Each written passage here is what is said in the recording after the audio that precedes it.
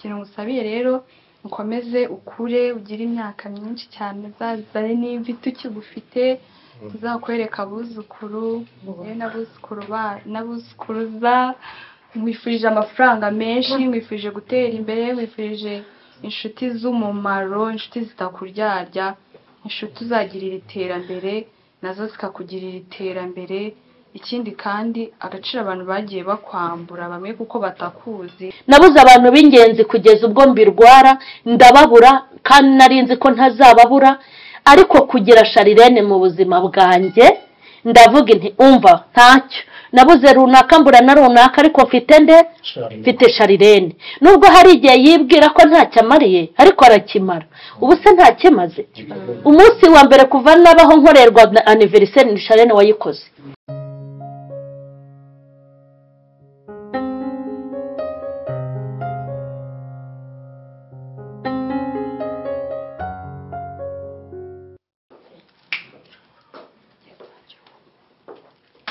Happy birthday to you.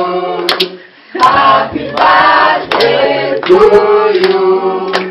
Happy birthday to you. Happy birthday to you.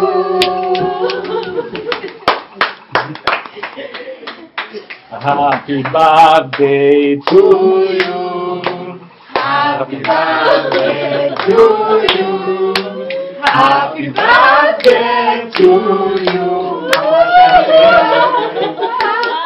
Happy birthday to you. Happy birthday to you. Joyeux anniversaire. Joyeux anniversaire. Joyeux anniversaire. Wow. Nyarwanda nta utsinda. Simwiza. Simwiza.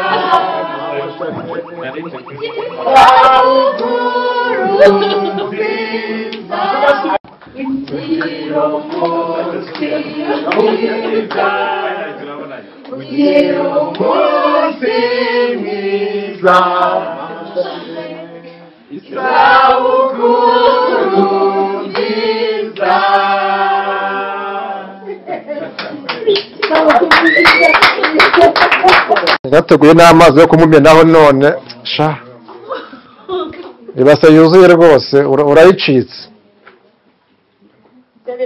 Nizere ko buri muntu wese yamaze gutuza rero buri wese ahaye ikaze waje kureba uruhinja rwatuvukiye ari we mama Charlene. Nizere ko wishimye. Amen. Mwese mumugire muti amena. Amena. Haleluya. Haleluya.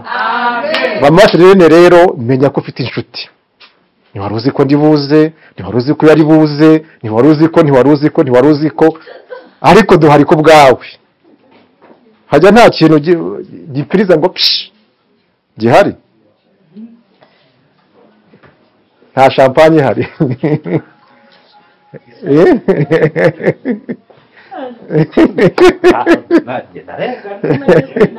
Ihangane.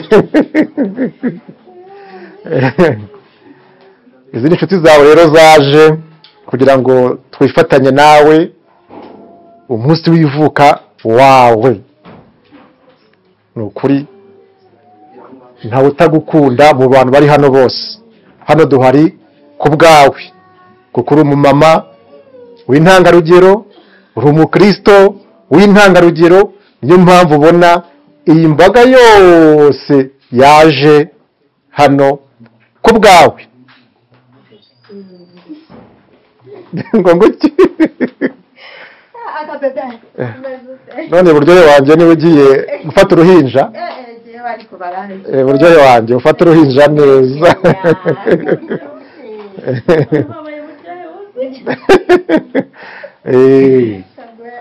Mama Charlene rero iyi surprise ndibwira iri mu kintu cyiza ku buzima bwawe. Ndabeshya? Rero mu gucunguza uburyo umwete, abikambere murabona bateguye banshirisiri bati nyamuna abikambere ati haryo twababikiye. Bityo rero sinzi uko bateguye uko abantu bagenda bahaguruka, ariko harabanza uruhinja abantu, uruhinja be nawe mama burya nawe urakabya. Narenzi kuzi bya bindi gusa. Rubanza kurira kandi murabona ko yabanje kurira.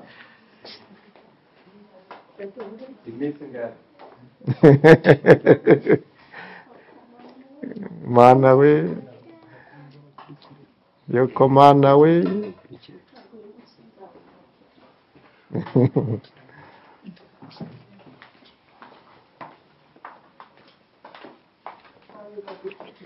Abajya ku meza rwose baryoherwe, ubwo hagenda bake bake kuko mbona ari hato. Turanezerewe, amena. Mwakoze cyane, ndabakunda, nabishimiye. Na papa buryohe yakoze, na maître Jardin yakoze, umubyeyi yakoze kwihanganisha yarasubiye mu kuri kubera twe telefone communication. Rero na mama akomeze yishime, uyu nguyu ni umunsi we, ni bebe, aricara tumuteteshe, tumwoze, tumubyamishe, ibintu byose. mwana dusa. N'abakameramani bakoze. Yego, murakoze. Haruze ko ngiye ntigeze mbibwira. Ngo ki uruhinja uzi ko runzi? Murumva uburyo uruhinja ruvutse ruzi byinshi. N'urw'ikinyejana. Njye amazina yanjye nitwa Bwite Otto Ahmed. Otto ni ridage. Amazina yanjye Bwite. Otto ni ridage, Ahmed ni iryarabu. Ubwo ni amateka maremare, ngiye gusobanura amateka y'ayo mazina ni birebire, ariko mukaba muzi ku kabyiniro kitwa Papa Buryohe. Nyiri Buryohe TV.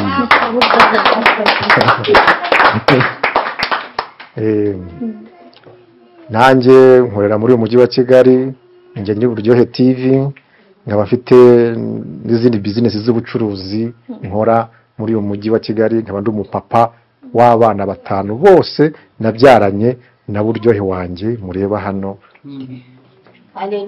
Ariko bivuze ngo twabyaranye uyu. Twabyaranye uyu kuko niwe wamubyaye kandi ndi umugabo wawe. Uratera ko. Ndatora nibagarure. Ndatora nibagarure. Rero mu gihe tugitegereje ikindi gikorwa, tukugenda tugira kugira ngo icyo gikorwa kize kuba mu kanya. Yaribyaga cyane. Kizo buryo yabigiraga gutyo kuntu.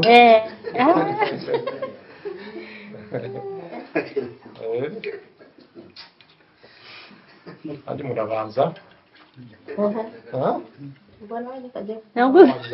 Nakomeza shanda bizi. Uruzi kuntu yasebye.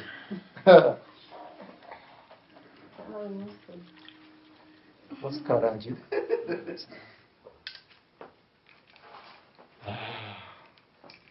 Ndi gutaka ngo turace kuboye. Nisanza arikora ariko.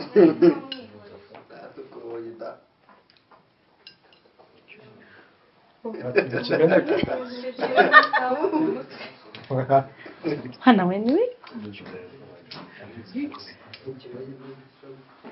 Nanjye ndinaryoha. Gukoma amashyi rero.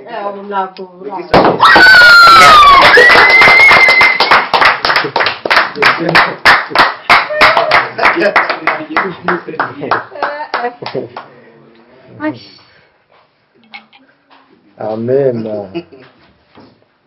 Uruhinja rwacu we wamugiriye ko bise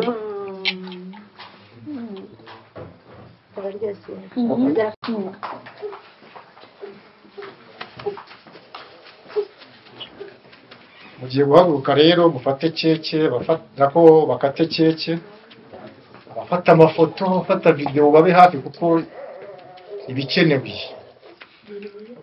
bari bonyine se harajya hagenda bake bake ariko we ntabwo azafata ifoto kuri keke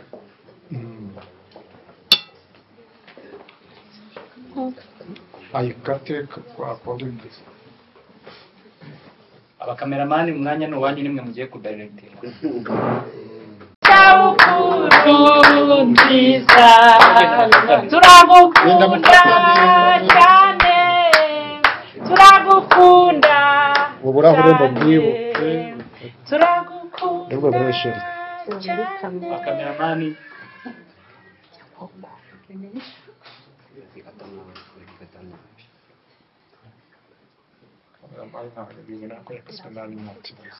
ifoto yitonderwa ifoto rwose yitonderwa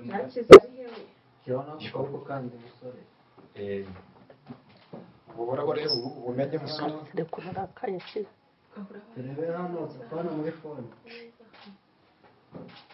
murakoze fate microphone iyo murakoze kumpa ijambo ndabishimira cyane kuba mwitabiriye ubutumire bwanjye kandi abantu bari mu matelefone mwe muyabitse kiye kuri gufotora abari mu matelefone soze telefone muzibike muraza kujya musoje okay mwakoze cyane abantu bose natumiye kwitanga mukaza abiryohe basubitse gahunda zabo bakaza Chad nayo waje muri nuze muri ambutiyaje zikomeye ariko akaza namwe mwese mwaje n'abamfashije mu gitondo mwakoze cyane ntabwo ndi kwizimbe mu magambo ikintu nababwira n'ibindi nk'ibyo bari batubwiye ku rukundo ikintu cya mbere nababwira urukundo ni ingenzi kuko umuntu ni byose umuntu akugeza kure habi umuntu akugeza kure heza abantu nyine n'ubutunzi bwa mbere ikindi kandi navuga muri aka kanya umuntu nyine ukunda ujye ubimubwira ari kare mu gihe agihari kuko hari igihe nk'ubu ngubu dushobora kuba turi kuganira kandi ngo nagiye se cyangwa nakaragiye kuko iminsi ntabwo iduteguza umuntu ukunda rero ubimubwira ubu abimenye ko umukunda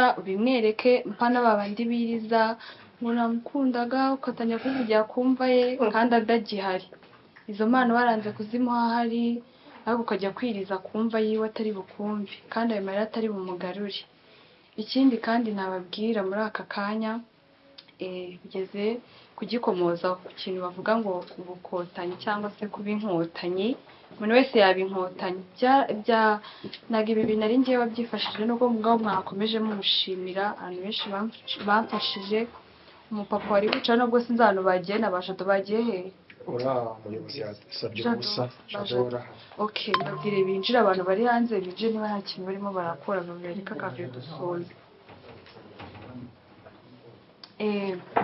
buri muntu wese hano nyine bakomeje kwibanda ku rubyiruko buri muntu wese yaba inkotanyi ku giti cyiwe urumva ni igifatibo no muri uru rugo uratumiye abantu bafashije isi ngiye wifashije ntabwo byari byoroshye ariko atisiti twageze kuri uyu munsi wowe rero ku giti cyawe ntabwo ari ngombwa ngo abantu babikubwire si ngombwa ngo ubikorere abandi before yuko uba inkotanyi ku bandi uba ugomba kubanza ukaba inkotanyi ku giti cyawe hari ibintu hahandi twebwe tutareba hahandi tutazi ukaba inkotanyi ku giti cyawe ukagira ibyo ukotanamo bimwe ukabivamo ibindi ukavamo rero utabashije kuba inkotanyi yawe ntabwo wabasha kuba inkotanyi yanjye so niba rero mwanyise inkotanyi buramba nabanje kuba inkotanyi ku giti cyanjye njye nikubise hasi ku masikariye narakoze accident ngo angusha umugongo wanjye waravunitse ariko sinyambasha kugira imirimo myinshi nkora ariko of course navuze ati ngomba kubikora kuko abana ni bato ntibari buze kubimanaginga byose ndaza tundire rimwe ndaza kuruhukira rimwe ndabikora ngize amahirwe Imana iramfashije rero nkuko namwe mwaje hano hari ibyo wasubitse hari igihe tubivuga dukumva ni ibintu byoroshye ariko cyo nababwira namwe nimugeraho mukeneye Imana igihori hari kuba tuvuga Imana nyabwo ko tuba turi abakristo cyangwa dukijijwe ariko nuko tuba tuzi yuko ikora ibitangaza n'ibintu bikomeye cyane tugira urukundo wige kuba inkotanyi kubwa nyine mwebwe turi mu kigero kimwe cyane tugire urukundo wige buri munsi kuba inkotanyi ku giti cyawe uba inkotanyi yawe ni gute naba inkotanyi yanjye ni gute nakotana mu bintu byanjye before yuko ujya gukotana mu bintu by'abandi bantu cyangwa kujya gukotana mu bintu by'ahandi hantu banza ukotane iwanyu banza ukotane mu buzima bwawe ikindi kandi ntugajye utuma ibibazo ufite se cyangwa ibintu ntugatume wa muntu ureba mu kirahure akakubwira ngo ntabwo wageze kuri ibi ntiwageze kuri ibi uvuka hano agutsindagire ureke kugira aho ugera ikindi dukunde ababyeyi bacu tububahe mu gihe tubafite abana benshi babaye imfubyi bababuze tububahe tubakunde ikindi mama ndagukunda inshuti tubwire utuntu twose ariko ibi ntabwo nari bikubwire ndabizi ko nimaze iminsi nkurushya kubera ndwaye meze nabi rero nanjye navuze ati nubwo nakongera kurwara nkamera nabi ariko at least iki gikorwa ngikore impamvu nari nashyizemo imbaraga zanjye zose bitagenze neza ubunye n'ibyo ngibyo nshimira Imana rero ko yamfashije ikintu ngusabiye rero ukomeze ukure ugire imyaka myinshi cyane uzazane n'imvi tukigufite tuzakwereka abuzukuru n'abuzukuruza mwifurije amafaranga menshi mwifurije gutera imbere mwifurije inshuti z'umumaro inshuti zitakuryarya inshuti uzagirira iterambere nazo zikakugirira iterambere ikindi kandi agaciro abantu bagiye bakwambura bamwe kuko batakuzi ikintu nababwira kindi mujye mwirinda guca imanza ni ikintu kibi cyane gucira umuntu urubanza bitewe n'imico y'uko umubona wamubonye hariya kuri social media just kuko bamuvuga ukuntu nawe uhise ugendera muri iyo sanse umufasha utyo uriya muntu bamuvuga kuriya ni kuriya ujye wibaza ko uwo mubyeyi uri butuke uwo musore uri butuke uwo mukobwa uri butuke ujye ubyibuka yuko afite mushiki wiwe wenda mushiki we ni inshuti ye amufata nk'icyitegererezo cye ni wa muntu bagana ibintu byose uwo muntu uri butuke umenye ko afite umubyeyi umukunda aba ari inshuti ntugace imanza wowe ujya uca imanza ari uko wabanje kuganira na nyir'ubwite umuzi kuko ibyo tubona hariya kuri social media ni social media nta hantu bihuriye n'ubuzima bwa nyabwo ikindi kandi burya mama wanjye rero nyine ndakikundira cyane njyewe nishimye kandi nishimye cyane Imana ikomeze inyongerera iminsi yo kubaho nkaho ukomeje muvuga inkotanyi Charlene mubushimira ari igihe ushima umuntu gutya akaba ari ibyo aheraho abantu bakatugirira nabi abarozi barakamejeje gatangira akakugirayo nta n'ibintu bya mirenge ufite ariko bakwihitiye inkotanyi nawe agatangira agakotana mu barozi nk'icyatanu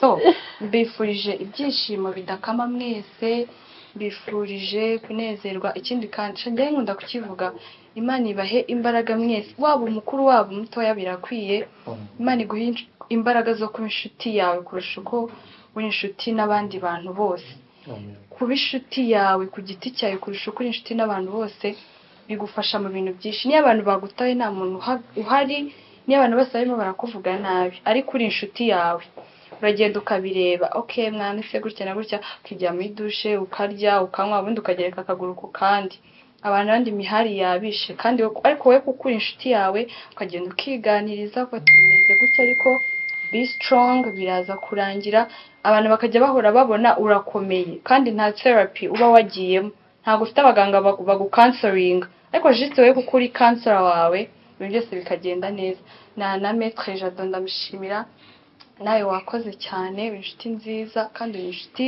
nziza cyane n'abantu bamfashije guteka mwese mwakoze n'abandi bantu bafashije badahari Papi Ndahiro ibi bikorwa nawe yabigizemo uruhare na Philpita ibintu yabigizemo uruhare nuko bo batabashije kuza n'abandi bantu benshi batabashije kuza rero ndabashimira Imana idutize ubuzima Imana idutize kubaho ikindi kintu narangirizaho ntugarindire ngo ndakora cya kintu ejo nzagikora ejo ndagikora mu gitondo ikintu uri supposed gukora gikora uyu munsi ejo ushaka ubudahari gikora uyu munsi ejo bishaka kuba bitameze neza njye nagiye mbibona kenshi nkabameze neza mu minota umwe ndi kuvugana n'umuntu turimo turabraginga kuri telefone cyangwa turi kubraginga hano umwuka wanjye ukaba umeze nk'umuntu ugiye gupfa, ibintu bikaba bimeze nabi. So nize ko rero mu buzima bwanjye ntabwo ubuzima buhora buguha chances. Ejo naguha chance, n'ejo nzaguha izindi chance. Ndikubwiye mwebwe batoya, mwebwe nshaka kuba mbarutse mwese simbizi turi mu kigero kimwe. So ndikubaha rero ibyo mujye mukoresha igihe cyanyu neza, kandi ikintu wagakwiye gukora uyu munsi gikora. Icyo ushaka kubwira umuntu kimubwire, ikintu ugomba gutunganya wirindire ejo, gikora aka kanya, kuko ejo ntabwo ari ahawe, ejo ntabwo uhasezeranyijwe. Ikindi mwese nyine mbifurije amahoro adakama, kandi mwakoze cyane, murakoze. Amen. Reka tuyice tuyimwereke.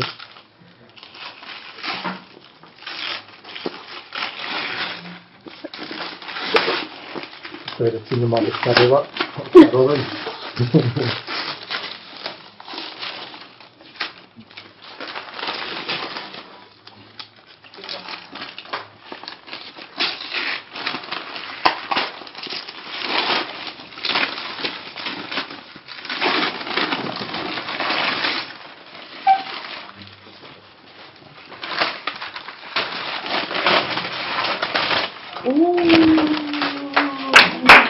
wanjye mu gihe wowe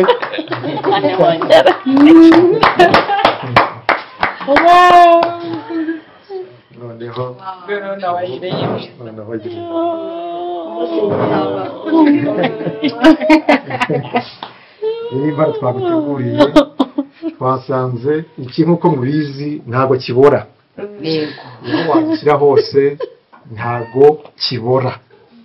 Harazajya yishyira hano, azajya yibuka ko hari inshuti ze baje mu gikorwa nk'iki ngiki, bijye bihora atuma nawe ubwo avuga ati mfite abankunda.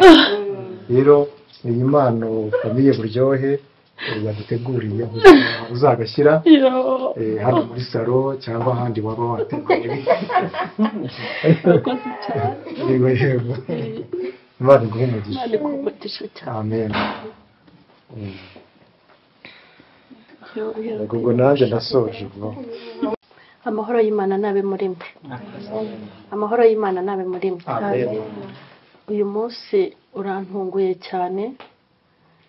Burya nk'uko umuntu agenda atungurwa n'ibyago kandi nta ruhare yabigizemo, ukabyuka mu gitondo ugakubitana n'icyago, n'injoro se kikagutungura, ni nako ibyiza burya nabwo bigutungura. Uyu munsi wanejeje umutima wanjye mwa bantu mwe. Njyewe Charlene hashize amezi 2, ndumva hashize amezi 2 ariko mbwira ibya anniversaire ngo nimuha amafaranga. Ijambo namubwiye ni Charlene, abanyeshuri bagiye gutangira nahwanya 5 yanjye, kandi ari yanjye ntayo nzaguha. Ibya anniversaire tubyihorere, tuzayikora ubutaha. Umva twarabisibye, twarabyumvikanyeho, kandi koko nta na 5 nari kubaha, n'ubu ntayo nabahaye. Kubera iyo mibare y'abana banye mba ndi gutekereza ngo bagiye gutangira ishuri hejuru ya miliyoni ayo mafaranga, nta bindi bintu biba biraho. Numva yuko byarangiye. Ejo rero nafashe urugendo njya i Nyanza aho mvuka, hari ibyari binjyanye ku buryo nashatse no kurara. Ariko uyu muntu yandagiye ko undi uyu muntu ko mbona yangize inzanga, kundi nta muntu ujya ungira inzanga, kandi akandagira nkajya ndisha, arandagira ndarisha nkajya mbyemera. Noneho numva sinzi ibyo ari byo, ntago natekerezaga ko ndi bwinjire hano ngo dore Buryohe niwe muntu wanyumije. Sinari mperutse kuvugana nabo, nta gahunda nari ifitanye nabo rwose. Muri iyi hari abantu bamufitanye ubusabane bwa buri kanya, ariko guhita mbona Buryohe na Buryohe kazi, numva birantunguye. Hanyuma umutima wanjye mwawunejeje, Mana yanjye we, mwanejeje umutima wanjye, ndishimye. Uyu munsi ntago nzawibagirwa. Noneho Charlene niwe jya mbaza, harya Charlene ubundi mvuka ryari, kuko sinjya mbyibuka. Nzi umuntu kuri telefone wanyandikiye ambaza ngo mama Charlene umunsi wawe w'amavuko ni uwuhe. ndaje nkukubwire kubera iki ntago nabyibukaga mbibaza Charlene bitambwira njya mu cyumba cya Charlene harya mvuka ryari yego ntago ndi bubihishe nuko mu mutwe biba bimeze Charlene wanyibukije mvuka ryari arabibwira bitambibwira uwo muntu nuko ubwo ngubwo rero ndavuga ariko se ko nta n'umuntu uba wambwiye ati umunsi mukuru gutya na gutya ariko ibyo nkabirenga ko mbafite imibare yanjye ariko ibi bintu ni Imana yabikoze kandi impamvu Imana yabikoze hari igihe Imana ibona Satani yohereje ibikuriza Imana igahita nk'ubu ubonye aka gafoto tuvugishije tujya tuvugisha ndebera nk'aka gafoto ibi bintu se ngenda natekereza kubyikorera aha hantu hose murabona hari ifoto ihari kandi se kubikoresha kugira ngo nanayabura ariko iyi foto iranejeje Imana iguha umugisha buryohe na kazi Imana ibaha umugisha iyi foto iranejeje rero ibintu mwankoreye abantu nkamwe bakuru bazi ibyo gukora nka Jadoni yiziye ni metre abafite ibintu byo gukora byinshi abafite akazi kenshi kubabona hano iwacu binejeje umutima wanjye namwe nimugira ibyiza mukenera ko tubafasha cyangwa tukaza mu birori byanyu muzatubwire nongeye kunezerwa kubw'uyu mwana twarabanye ubuzima bumeze nabi ariko ariho aramera neza kandi ndashimira na Koko uriya wicaye hariya uriya ni intega yanjye ndamukunda cyane namenyanye nawe abantu bambwira ngo ariko kuki ukunda abantu batagira gahunda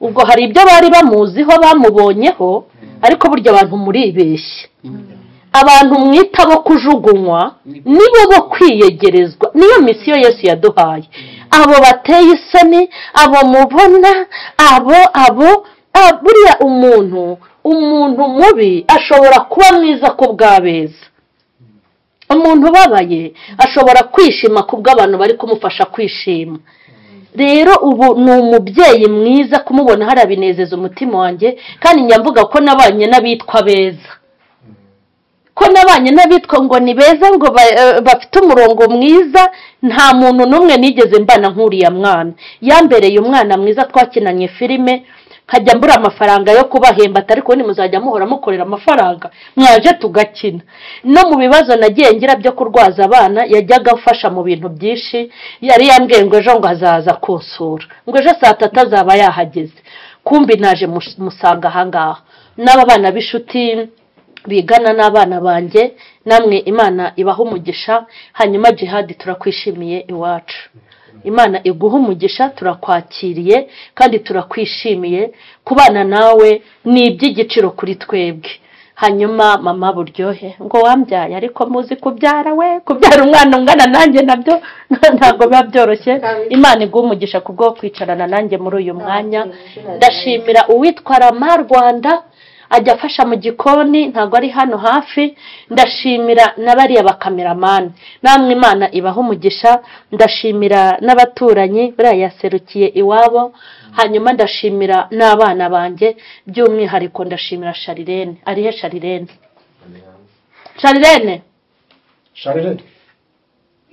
ngwino hano mubyeyi w'intwari uyu mubyeyi ni umubyeyi ukunda abantu yarambwiye ngo ari ukuntu abona hari ahantu hari bube ibintu byiza agahita ambwira ati mama shati ibintu byose bishimishije n'ibisekeje bashaka kukujyana ngo nawe wishime ni njyewe winanirwa ko agira umutima mwiza ntajya apfa kubonana abantu kandi akambabwire abantu bakeneye abantu baruhukiraho bakeneye abantu babaha ibyishimo kandi nujya kunezeza umuntu ntukarobanure ngo uyu ni igiki ngo uyu ni umuyuda ngo uyu ni umugiriki pfa kuba ari umuntu byonyine hanyuma ndashimira Charlene kugira Charlene ni imari Charlene hari igihe ambwira ngo ese ubu mama nkumariye iki akambwira ngo ubona nkumariye iki nkamubwinisha ndagukunda inturi umuntu w'agaciro uri imari muri uru rugo yarangiza akambwira ati nkundira iki ko nta kintu nkumarira n'ibyombo simbyoza n'ibiki ndamubwira nti kukugira byonyine nkakureba uri imari mu buzima bwanjye Charlene ni umwana ntashobora kubabwira igisobanuro cye ni umwana kandi sibyo ko Imana yampaye umugisha. Imana yampaye abana dukundana ku rwego rukomeye kandi bose kuva ku mutoya kugera ku mukuru, abana banyubaha, abana duhuza, buriya wadutunga ugasanga turi kumwe wakumirwa. Uriya we niwe wansanze mu modoka ati mama Charlene bitese. Mbese turi abantu nyine bibanira ukuntu kandi turyohewe n'ubuzima kuko Imana niyo yatugeze gutya. Charlene ni inkotanyi kandi inkotanyi ntoze yavuze ngo ntimubivuge mu rwego rwa politike, ni umuntu ukotana agashyiramo imbaraga akagera ku kintu agomba kugeraho. Charlene agira ubupfura, akagira ubunyangamugayo, akagira ubwitange, akagira no gukotana byo mu rwego rwo hejuru. Nk'ubu mba nibajije ibi bintu ukuntu yabipanze mu ndebere, abantu bose bari hano n'abandi bataje n'abandi bagiye, ni Charlene wabahamagaye. Nta n'akantu kangana urwara ngewe narinzi kuba yabahamagaye abantu nkamwe mutoroshye mukamwumvira mukaza, nuko hari uko mwamubonye. Charlene rero ndamushimiye cyane ko ampaye ibyishimo, si ubwa mbere abimpa, ubu ni ubwa gatatu akora ibi bintu. Ubwa mbere mu myaka nibitseho itari mike iri hejuru ya 40, sininya kwivuga kuko ntango ngewe ndi umumama. Ndi umumama afite abahungu n'abakobwa, hari uwambwiye ngo njye mpisha imyaka, nyihisha se nanjye ndi inkumi ngo bavuge ngo naragumiwe sha ewana ni 40 ngira ngo hafi ni 2, kandi singira isoni z'imyaka afite kuko sisaziye ubusa. Naho nazana imvi zikagera no mu ngoyi njye ntago saziye ubusa. Imyaka maze ku isi ari wo munsi mukuru wanjye w'amavuko ndayishimiye kuko sinigeze nyimara ubusa. Naho napfa bakanshyingura navuga ngo nishima imyaka nabayemo kandi navugamo ibyo nayikozemo.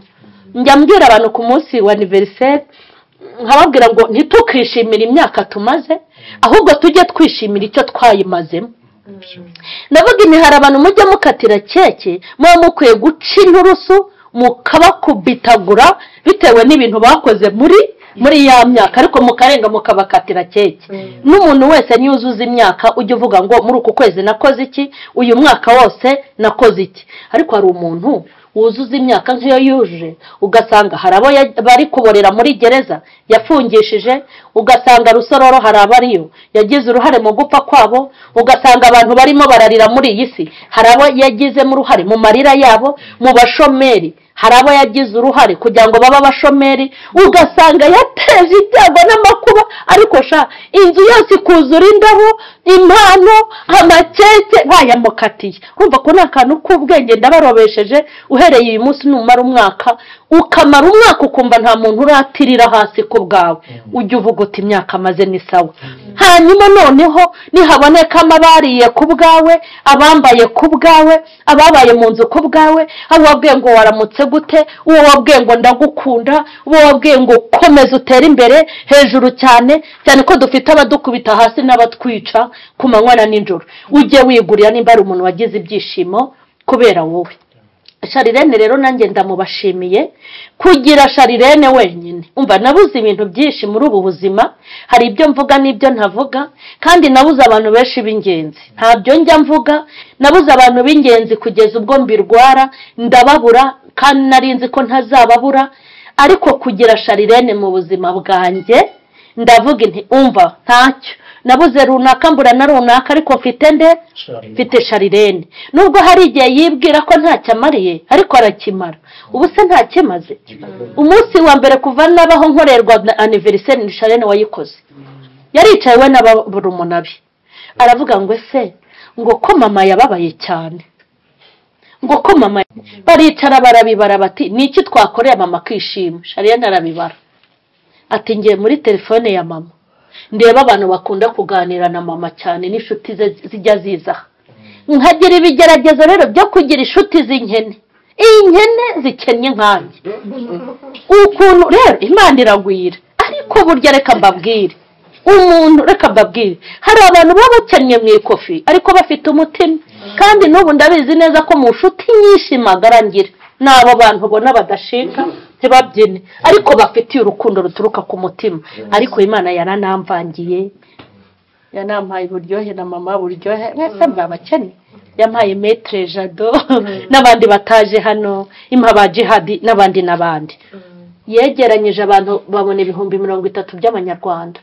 Babwira ba nyiri igipangu bati turashaka gutungura mama. Navuye mu ivugabutumwa abaganga bari barambwiye ngo ngomba guceceka kuko imitsi yaha yari yarananiwe ngo sinongere kubwiriza. Natashye ndwaye, kumbi babiteguye batetse muri urwo rugo babashyigikiye, baguze n'impano. Noneho ntashye uwo mugore araza ati mama Charlene ngwino ufashe kwakira abashyitsi. Inti ndarwaye mbabari ati urabizi ko nta wundi ujya untegurira. Naraje nyine ntereka basi umuturanyi nza ndi gusindagira, ngeze mu muryango bwa mbere bari bantunguye, ngeze mu muryango bahita basokaho ifu barandirimbira byateguwe na Charlene. Undi munsi ni umunsi bantunguye muri hoteli Baoba, batanga ibintu byinshi, nabwo ukuntu yabiteguye ni ibintu byageze mu 500. Ukuntu babiteguye buri wese yariye inkoko uko twaraho. Na mama wanjye w'Inyanza araza, abo tuvukana bose baraza muri Baoba iruzura, barandagira ndarisha ngera muri Baoba. Ubu no bwa gatatu nkoze anniversaire kuva navuka. Mumpaye rero ibyishimo soza mwana wanjye Charlene I love you. Ndagukunda. Imana iguha umugisha kubw'ibyishimo wampaye. Uri umuntu w'ingenzi kandi uri umuntu w'agaciro. Hanyuma rero soza, Imana ya Isaka na Yakobo, Imana ishoboye kandi ishobora byose, nimuyishaka muzayibone, nimugera mu bibazo izaba be hafi. Mbatuyeho umugisha w'Imana, mbatuyeho kugubwa neza, muzagira inshuti nziza z'umugisha nkuko nanjye mumbereye inshuti z'umugisha, kandi Imana ibahe ibyishimo.